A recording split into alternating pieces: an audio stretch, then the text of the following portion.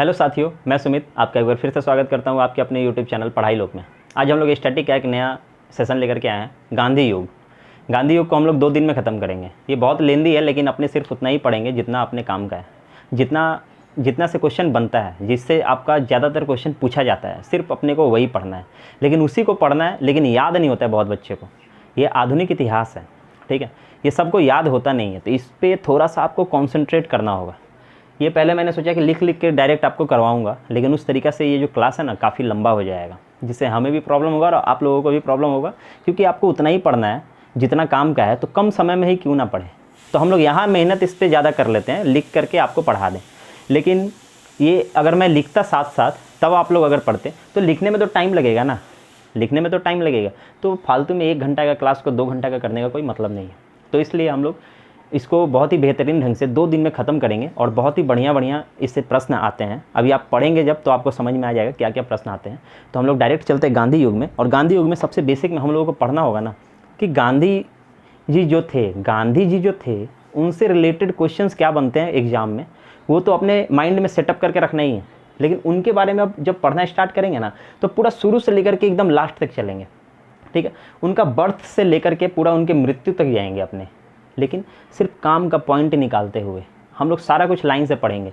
इनका सारा सत्याग्रह, इनका बचपन में नाम क्या था, इनको किस किस नाम से जाना जाता है, ये सबसे पहला सत्याग्रह कौन सा था, सबसे पहला आश्रम कौन सा बनाए, मतलब साउथ अफ्रीका में और भारत में, अलग अलग जगह पे, क्योंकि ये तो साउथ अफ्रीका भी रहा 1893 से लेकर के 1914 तक। उसके बाद भारत कब आए, ये सब क्वेश्चन बनता है, ठीक है। उसके बाद हम लोग चलेंगे गोलमेज सम्मेलन, जब विश्व युद्ध जब हुआ था, द्वितीय विश्व युद्ध, उस समय इनका क्या रोल हुआ, ये क्या क्या काम किए थे, ठीक है। तो हम लोग सारा बेसिक से लेकर के पूरा लास्ट तक जाएंगे, और एक बार अगर इसको आप लोग देख लेते हैं बढ़िया से, तो फिर इससे सारा क्वेश्चन हम लोग कर पाएंगे। तो हम लोग सबसे पहले आ जाएंगे कि महात्मा गांधी, ठीक है। महात्मा गांधी तो सब जानते हैं, नोट वाले, ठीक है। तो अब इनका एकदम बेसिक से चलेंगे अपने। सबसे पहला बात हम लोग ध्यान में रखेंगे इनका बर्थ, ठीक है, डेट ऑफ बर्थ, ठीक है। तो इनका जो बर्थ था ना, डेट ऑफ बर्थ, वो था इनका 2 अक्टूबर 1869, ठीक है, 2 अक्टूबर 1869, 2 अक्टूबर 1869। कहाँ पे? तो गुजरात के पोरबंदर में। कहाँ पे? गुजरात के पोरबंदर में। ये पूछता है, ठीक है। उसके बाद आएंगे उनके फादर पे। उनके फादर का नाम क्या था? उनके नाम में ही है, उनका पूरा नाम अगर लेंगे ना, तो मोहन दास करमचंद गांधी, ठीक है। जैसे ये गुजराती लोग का ऐसा होता है कि नाम में पिताजी का नाम लगा रहता है। अभी नरेंद्र मोदी का ही पूरा नाम अगर आप लेंगे, तो नरेंद्र दामोदर दास मोदी, ये दामोदर दास मोदी जो था ना, ये उनके पिता का नाम था, समझ में आया? तो उसी तरीक़े से इनके नाम में ही उनके पिता का नाम था। उनके पिता का नाम क्या था? करमचंद गांधी, और पूरा नाम उनका मोहनदास करमचंद गांधी, ठीक है। तो ये 2 लाइन आप लोग का क्लियर हुआ होगा। और बर्थ से एक चीज़ और याद रखिएगा, आप तो एग्जाम देने जाएंगे, ये 1869 है ना, 1869, इसमें अगर 4 साल कम कर देना, 400 साल अगर कम कर दें, 1869 से 400 साल कम करेंगे, तो ये हो जाएगा आपका 1469, ठीक है, 1469। ये भी किसी का डेट ऑफ बर्थ है, ठीक है, ये भी किसी का डेट ऑफ बर्थ है, समझ में आया? तो ये आप लोग इंटरनेट पे ढूंढिएगा किसका डेट ऑफ बर्थ है। मैं अभी बता सकता हूँ, लेकिन बताऊंगा नहीं, वो भी पूछता है बार बार, ठीक है। तो आप लोग कमेंट करिएगा किसका डेट ऑफ बर्थ है, ठीक है। गुरु सिख थे, इतना मैं बता देता हूँ आपको, गुरु सिख थे वो, ठीक है, सिख धर्म के संस्थापक। चलिए इतना भी बता दिया, ठीक।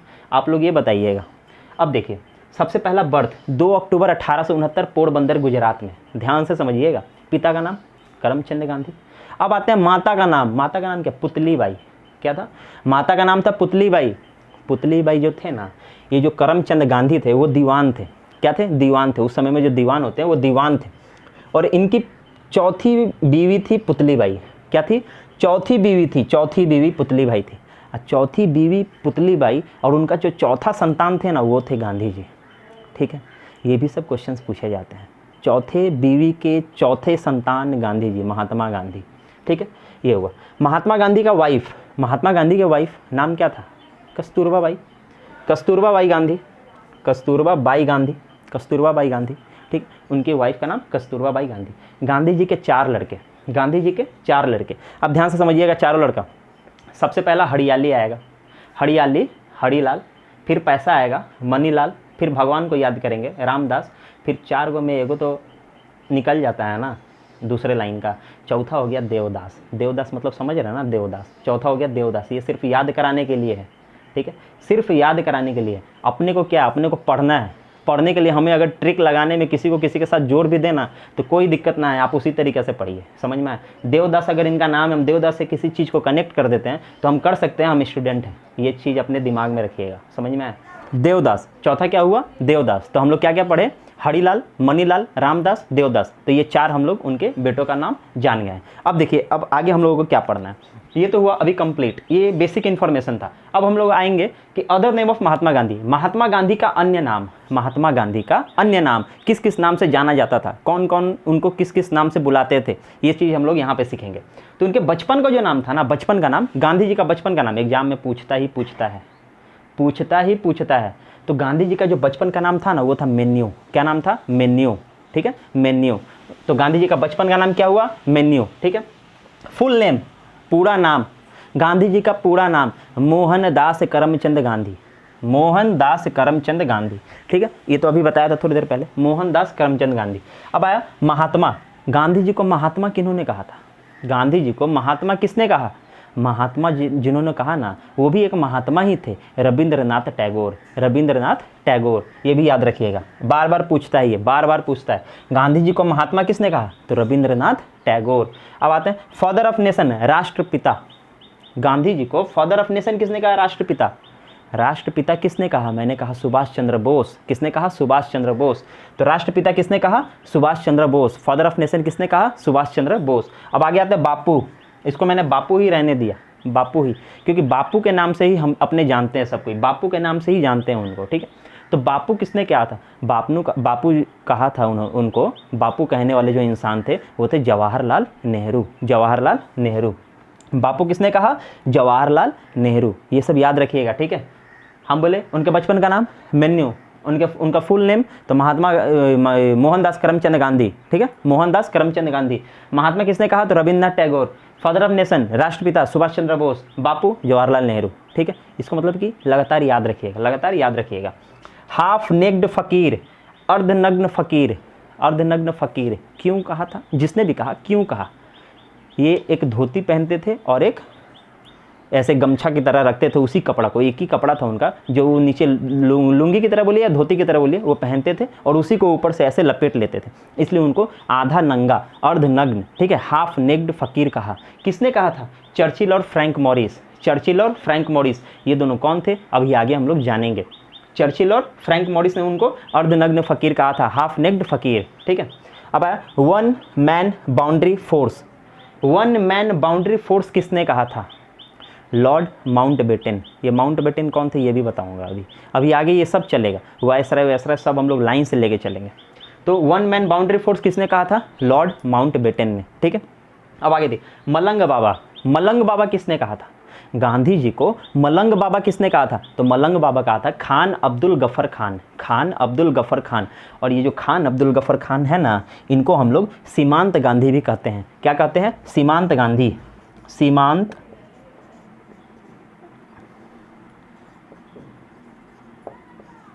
सीमांत गांधी भी कहते हैं।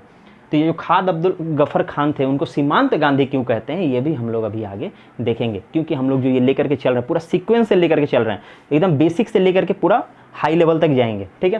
तो ये हम लोग क्या पढ़े, चाइल्ड, बचपन का नाम मेन्यू, पूरा नाम Mohandas Karamchand Gandhi, Mahatma Rabindranath Tagore, father of nation राष्ट्रपिता Subhash Chandra Bose, Bapu Jawaharlal Nehru, half naked fakir, अर्धनग्न फकीर चर्चिल और Frank Morris, one man boundary force lord Mountbatten, Malang Baba, Khan Abdul Ghaffar Khan, ठीक है। ये था एक छोटा सा इन्फॉर्मेशन। अब आते हैं उनका स्टडी और सर्विस, मतलब कि उनका पढ़ाई लिखाई, पढ़ाई क्या किए थे नहीं किए थे और काम क्या करते थे, ये सब हम लोग थोड़ा सा जानेंगे। तो गांधी जी जो थे ना, वो वकालत की पढ़ाई लंदन में जाके किए थे, ठीक है, वकालत की पढ़ाई लंदन में जाके किए थे और वकालत को उस समय बैरिस्टर कहा जाता था, बैरिस्टर, ठीक है। अब देखिए दादा अब्दुल्ला गुजराती व्यापारी थे, ठीक है, गुजराती एक बिजनेसमैन थे, उनका नाम था दादा अब्दुल्ला। क्या नाम था, दादा अब्दुल्ला। वो क्या किए ना, 1893 में गांधी जी को अपने साथ साउथ अफ्रीका लेके चलेगा। कहाँ लेकर के चलेगा, साउथ अफ्रीका। वो साउथ अफ्रीका में उनका कोई बिजनेस चलता था, तो वो क्या किया कि उनको बोले, वो बहुत पढ़े लिखे व्यक्ति थे, वकालत की पढ़ाई लंदन में जाके किए थे उस समय में, आप अंदाजा लगा लीजिए गांधी जी। तो उनको ये क्या किया ना, अपने साथ साउथ अफ्रीका ले गए। साउथ अफ्रीका में कहाँ, तो साउथ अफ्रीका में डरबन। कहाँ, डरबन। ये जब जा रहे थे ना, जब जा रहे थे वहाँ साउथ अफ्रीका में, ये क्या हुआ ना, ट्रेन में थे, ठीक है, ट्रेन में थे, तो पिट्सबर्ग स्टेशन एक आता है रास्ते में, पिट्सबर्ग स्टेशन आता है। वहाँ पे क्या हुआ ना, गांधी जी को वहाँ पे जो ट्रेन के भीतर जो लोग थे ना वो सब गोरे लोग थे। कौन थे? गोरे लोग। उस समय साउथ अफ्रीका में रंग भेद चलता था, ठीक है, कलर डिफरेंस, इंग्लिश में कलर डिफरेंस। इसका एक ये मतलब माहौल चला हुआ था रंग भेद का, मतलब गोरा और काला का एक वहाँ पे अभी प्रचार चला हुआ था। उसमें क्या था ना कि गोरों का एक अलग कॉलोनी था और काले लोग का एक अलग कॉलोनी था। गोरे वाले की जगह काले नहीं जाते थे, काले वाले की जगह गोरे नहीं जाते थे, तो वहाँ पे रंग भेद चलता था। तो वहाँ पे जब ये ट्रेन में चढ़े थे ना, इनके पास फर्स्ट क्लास की टिकट थी, फर्स्ट क्लास की टिकट थी। लेकिन ये जब ट्रेन में चढ़े ना तो वहाँ पे देखे कि सब गोरा था, सब गोरा लोग देखा कि एक काला कहाँ से आ गया इसमें। तो पिट्सबर्ग स्टेशन जो था ना वहाँ पे इनको वो लोग धक्का मार के स्टेशन पे उतार दिया था, ट्रेन से बाहर निकाल दिया था। ये भी क्वेश्चन आपसे पूछा जाता है कि कौन से स्टेशन पे उन्हें निकाल दिया गया था ट्रेन से, तो वो है पिट्सबर्ग स्टेशन। तो ये था कुछ छोटा सा जानकारी। अभी इसी तरीके से अभी लगातार चलेगा, आप लोग एक बार स्क्रीनशॉट ले लीजिए।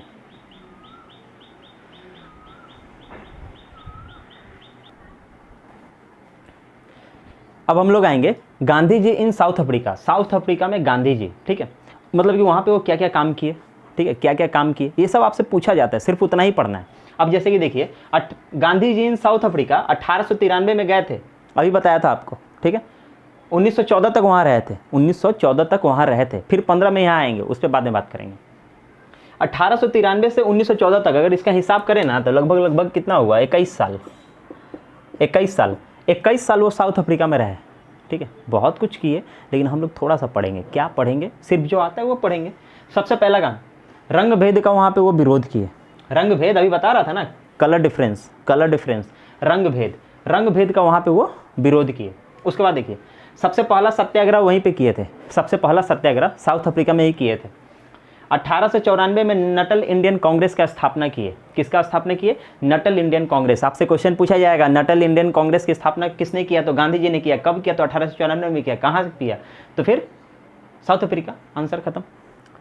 उसके बाद 1904 में फिनिक्स आश्रम की स्थापना। इसमें भी देखिए बहुत घुमाता है, आपसे पूछेगा ना गांधी जी द्वारा स्थापना किया गया आश्रम, सबसे पहला आश्रम ऑप्शन में रहेगा फिनिक्स आश्रम और दूसरा ऑप्शन में रहेगा साबरमती आश्रम, ठीक है। दोनों का एक अलग अलग तरीका है कब किसको आंसर देना है। जब साउथ अफ्रीका का अगर पूछ देना तो फिनिक्स आश्रम बोलेगा, साउथ अफ्रीका तो फिनिक्स आश्रम। साउथ अफ्रीका नहीं पूछे, बोलेगा सबसे पहला आश्रम कौन सा है, और अगर ऑप्शन में फिनिक्स आश्रम है तो वही सही है। लेकिन अगर आपसे पूछ दे कि भारत में सबसे पहला आश्रम गांधी जी का, भारत में सबसे पहला आश्रम, ऑप्शन में फिनिक्स आश्रम भी रहेगा, लेकिन आपको यही ध्यान देना अगर भारत में पूछेगा तो ये भारत में नहीं, ये साउथ अफ्रीका में था, ठीक है। 1904 में फिनिक्स आश्रम की स्थापना कहाँ पे? तो वही डरबन में, जहाँ गए थे डरबन में फिनिक्स आश्रम की स्थापना 1904 में। उसके बाद है इंडियन ओपिनियन समाचार पत्र। इसमें भी बहुत तरह का क्वेश्चन है। इंडियन ओपिनियन समाचार पत्र किसका है? तो महात्मा गांधी का। उन्होंने कहाँ इसको पब्लिश किया था? तो साउथ अफ्रीका में। ये सब क्वेश्चन पूछा जाता है। तो इंडियन ओपिनियन किसका है? समाचार पत्र गांधी जी का। उसके बाद देखिए टॉल्स्टॉय फर्म की स्थापना किए थे। टॉल्स्टॉय फर्म की स्थापना किए थे 1910 में, ठीक है, जोहान्सबर्ग में लिखना है तो ये भी लिख लीजिए। टॉल्स्टॉय फर्म की स्थापना 1910 में कहाँ किए गांधी जी? तो जोहान्सबर्ग, ठीक है, आप लिख सकते हैं। तो ये था आपका 21 साल में जो इंपॉर्टेंट काम थे, सिर्फ उतना ही, ठीक है। अब हम लोग अगला आते हैं। गांधी जी देखिए 1914 तक तो वहाँ थे, अब 1915 में आएंगे भारत। तो गांधी इन इंडिया, भारत में आगमन, गांधी जी का भारत में अब आगमन होगा, ठीक है। कब आए थे? 9 जनवरी 1915, ये एकदम डेट पूछता है। 9 जनवरी 1915 और 9 जनवरी 1915 को NRI डे मनाते हैं और भारतीय प्रवासी दिवस भी मनाते हैं, ठीक है। NRI डे और भारतीय प्रवासी दिवस BPD 9 जनवरी 1915 को आए थे, ठीक है। 9 जनवरी 1915 को आए थे, इसलिए हम लोग हर साल 9 जनवरी को भारतीय प्रवासी दिवस मनाते हैं। एक लाइन में भारत में पहला आश्रम साबरमती आश्रम की स्थापना की है, ठीक है। भारत में पहला कौन सा आश्रम का स्थापना की? तो साबरमती आश्रम का स्थापना किए। 1915 में केसरे हिंद की उपाधि उनको मिला। कौन दिया? अंग्रेज दिया, इंग्लिश। कौन दिया था? इंग्लिश लोग दिए थे, इंग्लिश, ठीक है। तो 1915 में ही केसरे हिंद की उपाधि उनको मिली थी। किन्होंने दिया था? तो अंग्रेज ने दिया था, ठीक है। गांधी जी के एक राजनीतिक गुरु थे, ठीक है। गांधी जी के जो राजनीतिक गुरु थे ना वो थे गोपाल कृष्ण गोखले। ये सब क्वेश्चन पूछेगा आपसे। गांधी जी के राजनीतिक गुरु कौन थे? तो गोपाल कृष्ण गोखले। और गोपाल कृष्ण गोखले ये कब आए थे? 9 जनवरी 1915, 40 दिन के बाद 19 फरवरी 1915 को गोपाल कृष्ण गोखले का निधन हो गया, डेथ कर गए। ठीक है, कब डेथ कर गए? तो 19 फरवरी 1915। सही है, मतलब कि ये 9 जनवरी को आए थे, 40 दिन के बाद, 40 दिन जोड़ दीजिए, 9 में 40 दिन, 30 दिन जोड़िएगा तो 9 फरवरी, 10 दिन और जोड़िए 19 फरवरी। 19 फरवरी 1915 को गोपाल कृष्ण गोखले का देहांत हो गया। ये कौन थे? तो राजनीतिक गुरु थे महात्मा गांधी के। ठीक है, ये था 1915 का कुछ कहानी। उसके बाद ये अपने थे, नॉर्मली थे। उसके बाद ये अपना सत्याग्रह शुरू करते हैं कब? 1917 में।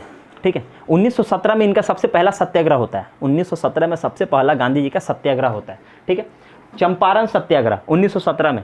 1917 में कौन सा सत्याग्रह? चंपारण सत्याग्रह। ठीक है, तो सबसे पहला सत्याग्रह भारत में कौन सा? चंपारण सत्याग्रह। इसमें भी क्वेश्चन पूछेगा। इनका एक और इधर सत्याग्रह आप पढ़े थे, पहला सत्याग्रह इधर किए थे, वो रंग भेद में किए थे ना, साउथ अफ्रीका में।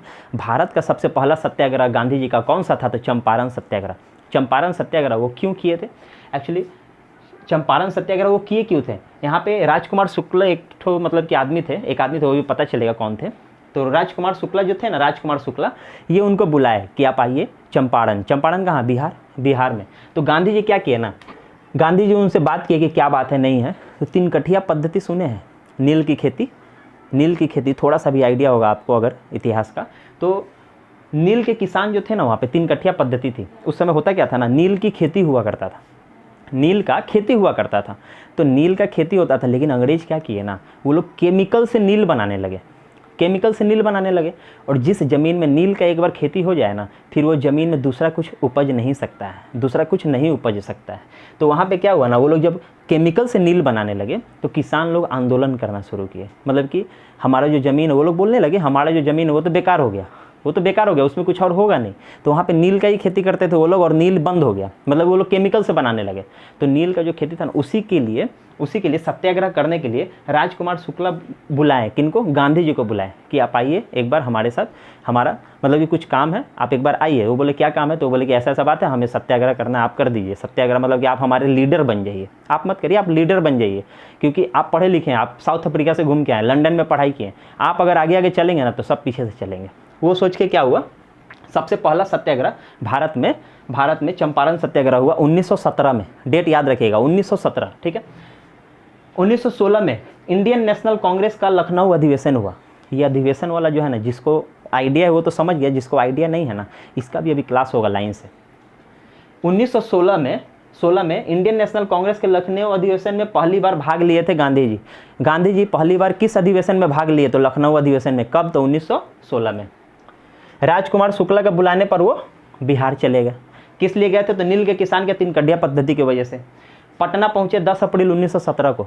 कब पहुंचे? 10 अप्रैल 1917 को। कमिश्नर थे वहाँ पे, मार्शहेड, वहाँ पे एक कमिश्नर थे। कमिश्नर मतलब कि आप कोई रैली निकालिएगा, कोई भीड़ लगाइएगा कोई जगह में, बहुत ही बवाल करना है, ये करना है, वो मतलब कुछ भी करना है आपको, तो थाना में जाके आपको रिपोर्ट करना होगा कि हमको ये चीज़ करना है, हम ये सत्याग्रह करने जा रहे हैं। तो वहाँ का जो कमिश्नर थे ना, मार्शहेड, वो इजाज़त नहीं दिए। मार्शहेड जो है वो इजाज़त नहीं दिए। लेकिन गांधी जी क्यों मानेंगे? वो क्या किए कि 10 अप्रैल को पहुँचे थे, या 5 दिन के बाद 15 अप्रैल 1917 को चंपारण पहुँच गए कि होगा तो होगा, समझे। तो 15 अप्रैल 1917 को चंपारण पहुँचे। कब पहुँचे? 15 अप्रैल 1917। क्वेश्चन ऐसे पूछेगा आपसे, बिहार कब पहुँचे पहला सत्याग्रह करने? तो 10 अप्रैल को। लेकिन चंपारण कब पहुँचे? तो 15 अप्रैल को। ठीक है, अब देखिए वहाँ पे एक कमेटी बनाया गया। किस लिए? देखने के लिए कि सही बात है कि नहीं है, ये सही बात है कि नहीं, कि जो ये जो 3 कठिया पद्धति की वजह से ये जो सत्याग्रह होने वाला है या हो रहा है, मतलब कि उसमें कहाँ फॉल्ट है, किसका, मतलब कि जांच करने के लिए। इसका नाम ही था governor Edward inquiry committee, governor Edward जांच committee.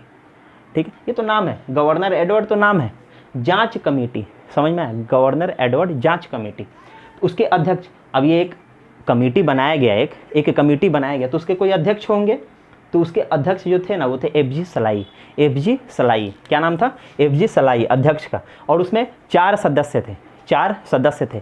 Read, Gandhi, Hariprasad, Reid, Gandhi, Hariprasad, Rainey, 4 सदस्य थे। तो governor Edward inquiry committee, governor Edward जांच कमेटी के सदस्यों के नाम क्या थे? तो रीड, गांधी, हरिप्रसाद, रैनी, ठीक है। उसके अध्यक्ष कौन थे? तो एफजी सलाई। तो ये था आपका कुछ चंपारण सत्याग्रह। अब इसके बाद हम लोग आएंगे अहमदाबाद सत्याग्रह। एक बार आप लोग स्क्रीनशॉट ले लीजिए।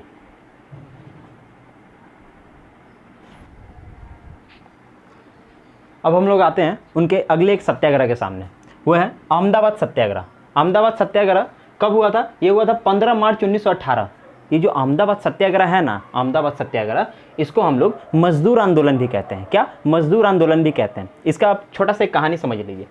इसमें हुआ क्या था? 1918 का बात हो रहा है। उस समय एक बीमारी चला था जिसका नाम था प्लेग, ठीक है। एक प्लेग नाम की बीमारी थी, तो बहुत सारे लोग मरे। जैसे अभी कोरोना चल रहा है ना, उसी तरह उस वक्त एक प्लेग नाम की बीमारी चली हुई थी 1918 में। उस समय क्या हुआ था? बहुत लोग मारे गए थे, उस बीमारी के चपेट में बहुत लोग आ गए थे। तो जो इंडस्ट्रियल एरिया जो था ना, वहाँ पे क्या किया गया कि वो लोग बोले कि जो मजदूर हैं, कंपनी के जो वर्कर्स हैं, मजदूर अभी बोले ना, मजदूर आंदोलन भी कहते हैं इसको। तो जो मजदूर है ना, उनको बोला गया ना कि आप लोग क्या करिए ना, यहीं रहिए, काम करिए, हम आप लोग को इसके लिए एक बोनस देंगे। वो लोग भी खुश हुए कि चलिए बोनस मिलेगा, और उस बोनस का नाम पड़ा प्लेग बोनस। कौन सा? Plague bonus. तो प्लेग बोनस के नाम से 15 मार्च 1918 को यह सत्याग्रह शुरू हुआ। क्यों?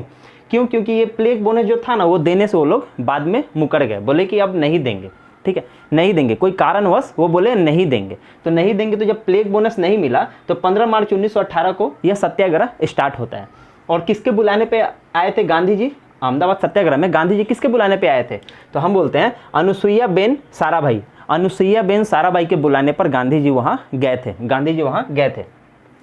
ये सबसे पहला भूख हड़ताल यहीं पे हुआ। सबसे पहला भूख हड़ताल जो है ना, वो यहीं पे हुआ था। सबसे पहला भूख हड़ताल यहीं पे हुआ था। और हड़ताल कितने दिनों तक चला था? तो हड़ताल 21 दिनों तक चला था। ये सब के सब क्वेश्चन बनेंगे आपके। हड़ताल कितने दिनों तक चला था? हड़ताल 21 दिन तक चला था, ठीक है। और 1918 में, वही 1918 चल रहा है ना, 1918 में ही अहमदाबाद टेक्सटाइल लेबर एसोसिएशन की स्थापना किए गांधी जी। क्या किए? अहमदाबाद टेक्सटाइल लेबर एसोसिएशन का स्थापना किए गांधी जी। तो ये था अहमदाबाद सत्याग्रह के कुछ इंपॉर्टेंट कीज जो आपसे पूछे जाएंगे। उसके बाद 1918 में ही ना खेरा सत्याग्रह होता है। खेरा सत्याग्रह मतलब किसान आंदोलन। ये किसान आंदोलन से रिलेटेड है। वो था मजदूर आंदोलन से रिलेटेड, ये था किसान आंदोलन से रिलेटेड। इसमें क्या होता था ना कि किसान से कर वसूला जाता था, टैक्स वसूला जाता था। लेकिन उस समय, ये 1918 की जो बात हो रहा है, इस समय कुछ मतलब कि खेती ना होने के कारण, मतलब कि सूखा पड़ने के कारण या बीमारी के कारण आप बोल सकते हैं, जो बीमारी उस वक्त चली थी, खेती मतलब वैसी हुई नहीं थी, खेती हुई ही नहीं थी। तो कर तो वो लोग मांग रहे थे कि भाई हमको कर चाहिए, मेरे को टैक्स चाहिए। लेकिन किसान लोग कहाँ से देंगे टैक्स? जब कमाई नहीं है तो देंगे कहाँ से? तो किसान लोग क्या किए ना, ये खेरा सत्याग्रह स्टार्ट किए। गांधी जी को लेके खेरा सत्याग्रह स्टार्ट किए। खेरा कहाँ है? तो खेरा गुजरात में है। ये भी क्वेश्चन पूछा गया, इसलिए मैं इसको ऐड कर दिया हूँ। जो क्वेश्चन पूछे गए हैं ना, उन सब को मैंने क्या किया, उसमें ऐड कर दिया है। तो खेरा गुजरात में ही है, ठीक है। ये किससे रिलेटेड था? खेरा सत्याग्रह किससे रिलेटेड था? तो खेरा सत्याग्रह कर वसूली के विरुद्ध में सत्याग्रह था। कर वसूली, टैक्स वसूली के विरुद्ध में, टैक्स वसूली के विरुद्ध में यह सत्याग्रह स्टार्ट हुआ था। कब? 22 मार्च 1918। कब? 22 मार्च 1918 को। 22 मार्च 1918 को यह प्रारंभ हुआ था। और इसी खेरा सत्याग्रह में ही सरदार वल्लभ भाई पटेल और गांधी जी एक दूसरे से मिले थे, एक दूसरे के संपर्क में आए थे इसी समय, ठीक है। तो इसके साथ हम लोग खेरा सत्याग्रह कर लेते हैं। अब हम लोग आते हैं रॉलेक्ट एक्ट। ये बहुत इंपॉर्टेंट है, थोड़ा सा ध्यान दीजिएगा। रॉलेक्ट एक्ट, सर सिडनी रॉलेक्ट की अध्यक्षता में एक समिति बनाई गई, कमेटी। तो सर सिडनी रॉलेक्ट की अध्यक्षता में एक कमेटी बनाई गई 17 मार्च 1919 को। कब? 17 मार्च 1919 को। 17 मार्च 1919 को। इसमें क्या था ना कि इसमें बोला गया था, अंग्रेजी लोग क्या किए उस समय, इसके पहले थोड़ा सा जस्ट पहले ना कुछ प्रॉब्लम्स चल रही थी। मैं पूरा कहानी तो बता नहीं सकता, क्योंकि पूरा बताने में कम से कम 3-4 घंटे लगेंगे इसको समझाने में। तो मैं पूरा नहीं, सिर्फ मतलब कि कोशिश कर रहा हूँ कि जितना आपका काम क्या उतना समझा दूँ। अब देखिए इसमें क्या हुआ ना, अंग्रेजी लोग क्या किए थे ना, वो लोग बोले ना कि अगर ऊपर किसी भी इंसान के ऊपर अगर किसी भी तरीका का, ठीक है, किसी भी इंसान के ऊपर किसी भी तरीका का अगर संदेह हो तो उसको अपने क्या करते हैं कि उसको आप उठा सकते हैं। ये पूरा एकदम क्लियर था कि आप उसको उठा के जेल में बंद कर दो। थोड़ा सा भी संदेह है किसी के ऊपर, उठा के बंद कर दो। उसके लिए ना अपील होगा, ना वकील होगा, ना दलील होगा। फिर उसके बाद किसी का सुनना नहीं है। इसको काला कानून भी कहा गांधी जी ने। गांधी जी ने इसको काला कानून भी कहा। मतलब कि ना अपील, ना वकील, ना दलील, ठीक है, कोई सुनवाई नहीं, कोई वकालत नहीं, कोई सबूत नहीं, कुछ नहीं चाहिए। अगर हमको शक हुआ तुम्हारे ऊपर, हम तुमको उठा लिए और भीतर रख दिए, समझे, उठा लिए और भीतर रख दिए, हमको उससे कोई मतलब नहीं है, ना हम वकील लेंगे, ना दलील लेंगे, ना अपील करेंगे कोई। इसको काला कानून किसने कहा? गांधी जी ने कहा। काला कानून किसे कहा? गांधी जी ने। क्वेश्चन बनेगा, काला कानून किसे कहा? गांधी जी ने। तो रॉलेट एक्ट को, ठीक है, रॉलेट एक्ट। रॉलेट एक्ट कब आया था? 17 मार्च 1919। देश व्यापारी हड़ताल इसमें 6 अप्रैल को, देश व्यापारी हड़ताल 6 अप्रैल को हुआ था। 6 अप्रैल को कौन सा हड़ताल हुआ था? देश व्यापारी हड़ताल इसी में हुआ था 6 अप्रैल को, ठीक है। अब इसके बाद क्या होगा ना, ये 1919 का बात है, 17 मार्च। अब हम लोग आएंगे जलियांवाला बाग, पंजाब अमृतसर। जलियांवाला बाग, पंजाब अमृतसर। इसका थोड़ा सा ऊपर का खाली ले लेते हैं। ये सब आप लोग लिख लीजिएगा अच्छे से कॉपी में लिखिएगा, इसी से क्वेश्चन बनेंगे, ठीक है, इसी से क्वेश्चन बनेगा, बाहर से कुछ नहीं आने वाला है। जलियांवाला बाग कुछ नहीं था, कुछ नहीं था। जलियांवाला बाग आप लोगों को पता होगा, पंजाब के अमृतसर में लोहड़ी त्यौहार था, ठीक है, लोहड़ी त्यौहार था। वहाँ पे क्या हुआ ना, वहाँ के स्थानीय लोग पूरा भीड़ लगाए हुए थे, लेकिन उस समय पंजाब का अमृतसर का जो हाल था ना, वो थोड़ा सा ख़राब चल रहा था उस समय। दूसरा मतलब किसी और रीजन की वजह से वहाँ के लोग जो थे, स्थानीय लोग जो थे, वो लोग क्या करते थे ना, अंग्रेज़ के जो बिल्डिंग्स थे, अंग्रेज़ का जो झंडा था उसको जला देते थे, बिल्डिंग्स पे पत्थर मारा करते थे। तो उस समय वो लोग सोच रहे थे कि मतलब ये जो विरोध चल रहा है शायद उसी की वजह से तो भीड़ नहीं लगा है, लेकिन वो तो त्यौहार की वजह से भीड़ लगा हुआ था। अमृतसर के जलियांवाला बाग में, पंजाब के अमृतसर में एक जलियांवाला बाग है, वहाँ पे भीड़ लगा हुआ था। क्यों? क्योंकि मेला लगा हुआ था, लोहड़ी का त्यौहार था, मेला लगा हुआ था। तो 13 अप्रैल 1919 को क्या हुआ ना, 13 अप्रैल 1919 को जनरल डायर, यही वो व्यक्ति है जो आदेश दिया था कि गोली मार दो सबको। तो जनरल डायर क्या हुआ, 13 अप्रैल 1919 को जब भीड़ लगा था तो ये क्या किया ना, आदेश दे दिया कि आप लोग क्या करिए, जो भी लोग वहाँ पे भीड़ लगाए हुए हैं, बच्चे हो बूढ़े हो, सबको गोली मार दीजिए, ठीक है, सबको गोली मार दीजिए। तो ये जनरल डायर के आदेश पे ही गोली चलाया गया। उस समय वायसराय जो थे ना, वो थे चेम्सफोर्ड। कौन थे? चेम्सफोर्ड। वायसराय भी पूछा जाता है कि जलियांवाला बाग हत्याकांड के दौरान वायसराय कौन थे? तो चेम्सफोर्ड, ठीक है। तो ये जब गोली मरवाया, इतना वहाँ पे मतलब कि खूनाखूनी हो गया, इतना ज़्यादा खून बहा वहाँ पे कि रविंद्रनाथ टैगोर जो थे ना, उनको नाइटहुड की उपाधि मिली थी। वो उसको देखने के बाद ना, उसके बारे में सुनने के बाद नाइटहुड का उपाधि त्याग दिए, अपना नाइटहुड का उपाधि त्याग दिए। ये भी क्वेश्चन करेगा आपसे, रविंद्रनाथ टैगोर नाइटहुड की उपाधि कब त्याग दिए? नाइटहुड की उपाधि कब त्यागे? तो जलियांवाला बाग हत्याकांड के दौरान। समझ में आया? उसके बाद देखिए, उसके बाद एक हंटर कमेटी बनाया गया। ये भी पूछेगा, हंटर कमेटी कब बनाया गया? तो जलियांवाला बाग जब हत्याकांड हुआ था तब हंटर कमेटी बनाया गया था। और इस हंटर कमेटी में 8 सदस्य थे। इसी को जांच करने के लिए एक कमेटी बनाया गया था, जिसमें 8 सदस्य थे। 5 इंग्लिश थे, मतलब 5 अंग्रेज थे और 3 भारतीय थे। 5 अंग्रेज और 3 भारतीय थे। तीनों जो भारतीय थे ना, ये भी नाम पूछता है आपसे, सुल्तान अहमद, जगत नारायण और चिमन लाल, ठीक है। तीनों नाम, सुल्तान अहमद, जगत नारायण, चिमन लाल, ठीक है। ये तीनों नाम था जो तीनों हंटर कमेटी के मेंबर थे, सुल्तान अहमद, जगत नारायण, चिमन लाल। उसके बाद देखिए, ये जो जनरल डायर था, इनके ऊपर बहुत सारा मुकदमा चला, सालों साल चलता रहा। ये चले गए लंदन। तो एक ऐसा आदमी था ना, ये जो हत्याकांड हुआ ना, उसमें एक ऐसा आदमी था जिसका फैमिली का बच्चा से लेकर के बूढ़ा तक, मतलब कि उनके माता पिता से लेकर उनके बच्चों तक, सब के सब उसमें मारे गए थे। वो अकेला बच गया था। उनका नाम था उधम सिंह। क्या नाम था? उधम सिंह। 1919 में कांड हुआ और 1940 में, मार्च 1940 में ये लंदन गए और वहाँ जाके जनरल डायर का हत्या कर दिए। लंदन में ही जाके जनरल डायर का हत्या कर दिए। कब? मार्च 1940 में। कौन? उधम सिंह। तो ये था रॉलेट एक्ट और जलियांवाला बाग। एक बार आप लोग देख लीजिए। अब हम लोग क्या कर रहे हैं, ये अभी लगभग 40% खत्म हुआ है। अब 60% जो है ना, वो अब मेन आने वाला है। जो अब आने वाला है वो मेन आने वाला है। उसमें पूरा आपको सीक्वेंस से चलना होगा। उसको हम लोग क्या करेंगे, कल की क्लास में खत्म करेंगे। और इससे रिलेटेड जितना भी क्वेश्चन है आपका सिर्फ इसी से बन जाएगा। गांधी युग का सारा क्वेश्चन सिर्फ इसी से बन जाएगा। आप लोग इसको देखते रहिए, बने रहिए, तभी आप कुछ कर पाएंगे। अगर कुछ करना है तो थोड़ा सा खोना भी पड़ेगा, थोड़ा सा समय लगाइए, आप करिए थोड़ा सा। समझ में आया? थोड़ा सा आपको समय देना होगा, थोड़ा सा ध्यान से पढ़ना ही होगा। अगर ध्यान नहीं देंगे तो फिर कुछ नहीं किया जा सकता है। आपका ना हम कुछ कर पाएंगे ना आप कुछ कर पाइएगा खुद का। तो थोड़ा सा पढ़िए, थोड़ा सा मेहनत आपको करना पड़ेगा। तो मिलते हैं अगले क्लास में। अगर पसंद आए तो लाइक करिएगा, चैनल को सब्सक्राइब करिए, अगर नए हैं तो दोस्तों के साथ शेयर जरूर करिए। जय हिंद, जय भारत।